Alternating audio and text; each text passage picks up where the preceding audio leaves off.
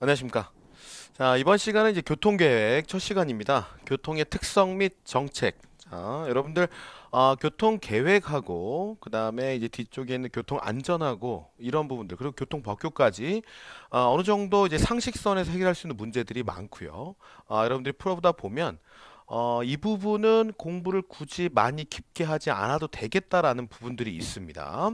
자, 그래서 이 교재 특성상 여러분들 개념을 주고 그리고 그 개념에 해당하는 자주 출제되는 문제들을 핵심 문제로 달아놨습니다.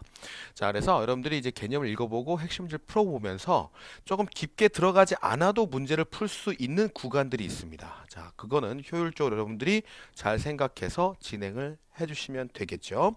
자, 특히 교통의 특성 및 정책 이 부분은 여러분들이 상식선에서 해결할 수 있는 문제들이 많기 때문에 효율성을 배가시킬 수 있는 부분이다라고 판단이 됩니다. 자, 그럼 저랑 먼저 교통의 특성 및 정책, 교통의 개념부터 한번 보도록 하죠.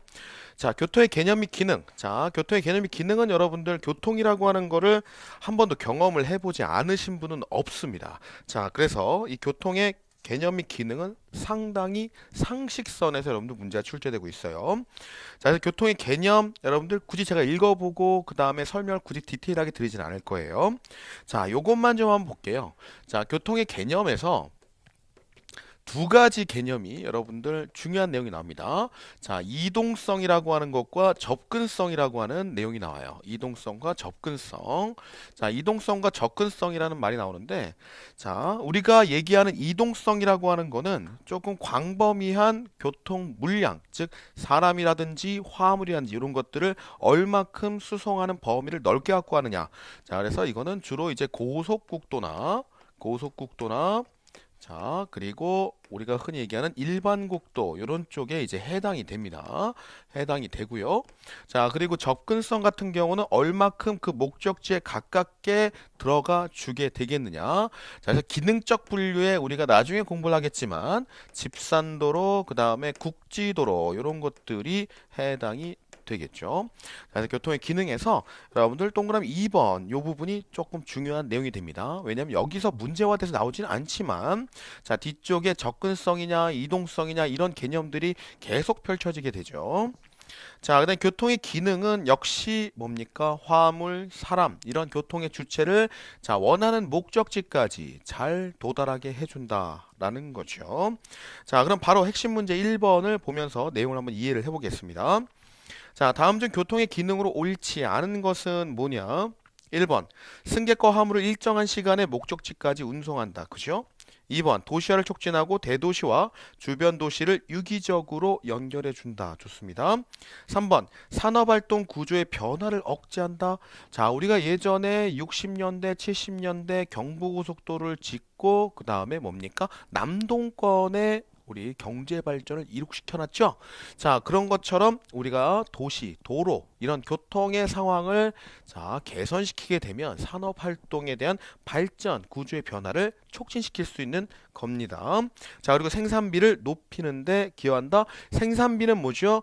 간접비, 고정비, 우리가 투자해야 되는 비용이죠. 이 투자해야 되는 비용, 생산비는 낮춰주게 되는 거죠.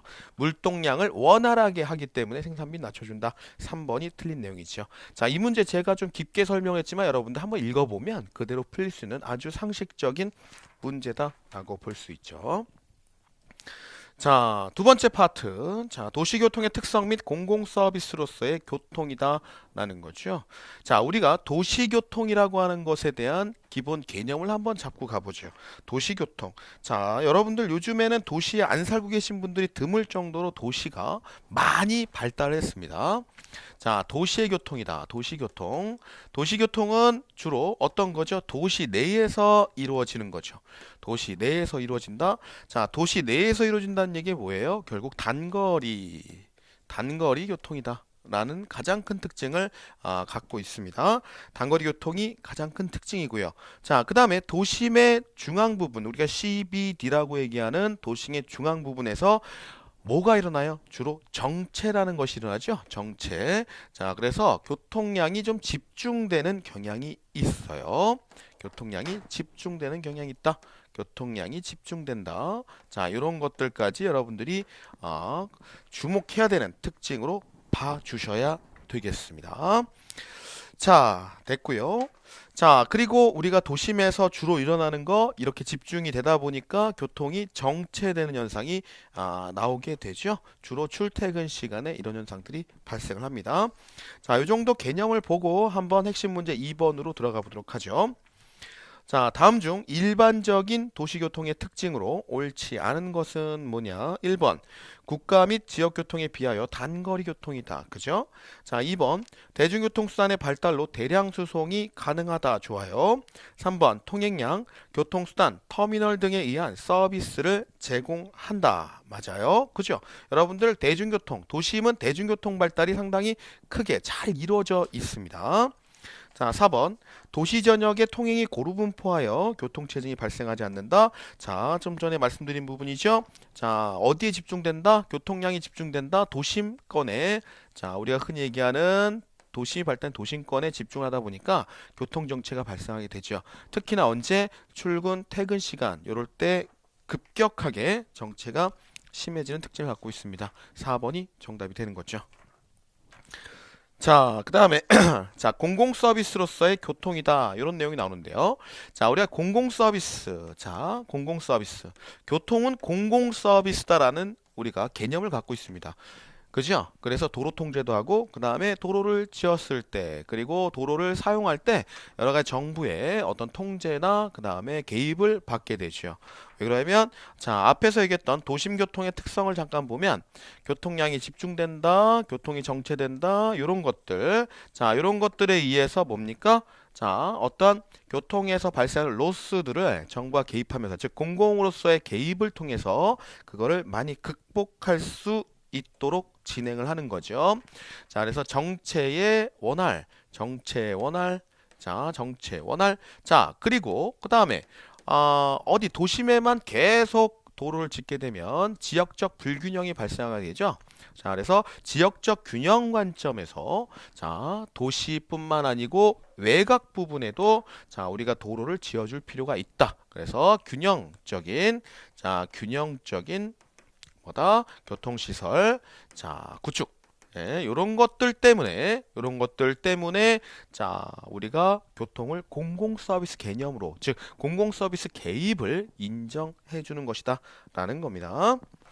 자, 그러면 핵심 문제 3번. 이것도 역시 상식선에서 풀 수 있는 문제예요. 자, 교통서비스 분야에 정부의 개입이 필요한 이유로 적합하지 않은 것은 뭐냐? 1번. 공공서비스는 공공을 위한 서비스이므로 자, 서비스 효율성과 형평성을 확보하기 위함이다. 자, 정체 원화라는 건 효율성이고요. 그 다음에 균형적인 교통시설 구축은 형평성에 대한 내용입니다. 자, 2번. 교통은 공공재이므로 사적 독점에서 나타난 부작용을 방지하고 일정 수준 이상의 서비스를 확보하기 위해 규제와 제한 정책이 필요하다. 이 내용 좋죠? 자, 3번. 교통시설에 대한 투자와 관리가 도시 전역에 미치는 영향이 거의 없다. 말도 안 되는 얘기. 자, 교통시설을 투자한다. 즉, 역을 하나 만들어주게 되면 그 주변의 집값이 들썩들썩합니다. 즉, 뭡니까? 정부가 이런 것들을 어느 정도로 해주게 되면 상당히 주변에 미치는 파급 효과가 크다 이거죠. 자, 3번은 그래서 내용이 틀렸죠. 미친 영향이 거의 없다? 말도 안 되는 얘기. 이런 상식적인 문제가 출제가 되고 있다는 거죠. 이런 거 놓치면 큰일 나죠. 자, 이 상식적인 문제를 놓치는 이유는 뭐냐면 답을 여러분들이 외웠기 때문에요. 자, 이해를 하면서 그냥 풀어주게 되면 아주 쉽게 풀 수 있는 건데 자, 답을 단순히 외우게 되면 헷갈려서 틀리게 되는 겁니다. 그리고 이게 내가 외운 답이 맞나? 문구 하나만 좀만 달라져도 여러분들이 당황을 하게 되죠. 이해를 하면서 진행을 해줘야 돼요. 자, 그 다음에 이제 문제가 빈번하게 출제되는 파트입니다. 교통의 3요소 나오죠. 교통의 3요소다. 교통의 3요소. 보통 우리가 이제 객관식은 사지선다형으로 출제가 되기 때문에 3요소 이런 쪽의 문제가 상당히 많이 나와요. 네, 파트를 불문하고 3요소라는 표현이 많이 나오죠. 자, 우리가 3요소로 세 가지를 찍죠. 자, 뒤쪽에 나와 있는 교통 3요소의 교통 주체는 뭐 운전자, 보행자, 승객, 화물이다. 이런 걸 굳이 다 외울 필요 없어요. 교통 주체는 교통을 일으키는 대상을 얘기를 하는 거죠. 대상, 주체를 얘기하는 거기 때문에 굳이 그거를 외워가면서 볼 필요는 없다. 자, 여러분들이 외워야 될 건 뭐냐면 교통 주체, 수단, 시설 이렇게 교통 주체 자, 수단, 자, 그리고 시설. 이렇게 세 가지 파트가 있다라는 거 정도 여러분들이 기억을 해 주시고